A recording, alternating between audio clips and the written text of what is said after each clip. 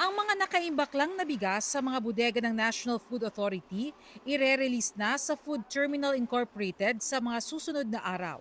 Ibibenta yan sa mga lokal na pamahalaan, ilang kumpanyang kontrolado ng gobyerno at ibang ahensya ng gobyerno sa halagang 33 pesos kada kilo.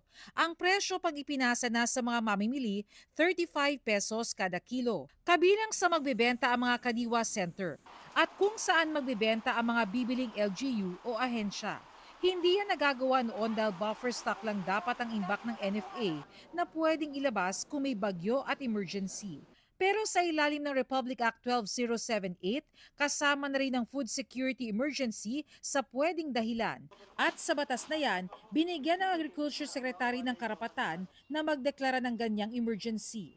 Kung kulang ang supply o hindi pangkaraniwan ang pagmahal ng bigas. Nasa 23 na palengke po ito na nagbebenta ng ating Rice for All ngayon na nasa 38.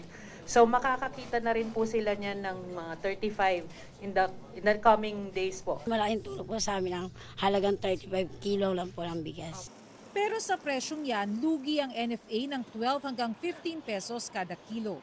Initially nga po, 38 yung naging recommendation. Baka almost 15 pesos per kilo ang lugi ng NFA kasi nabili na yung palay ng mahal, binibenta niya at subsidized price. Gagawa ka ng ibang paraan na lalong magpapalugi sa gobyerno. Anong logic noon? No? Nagsasayang ka lang ng pera. Kailangan talaga natin gawin to para makontrol at mapababa ang presyo. Mabakante natin yung mga bodega natin para makabili ang NFA sa mga harvest ng mga farmers. Pero sabi ng isang samahan ng mga magsasaka, para kasi maibenta sa 35 pesos kada kilo, bababa rin ang benta ng palay. The equivalent palay price will be about 17 to 18 pesos per kilo. Sa ganung presyo, baka kalahati ng magsasaka malulugi na. It distracts people from the real solution, which is to go after the profiteers. No? But hindi nila gawin yon.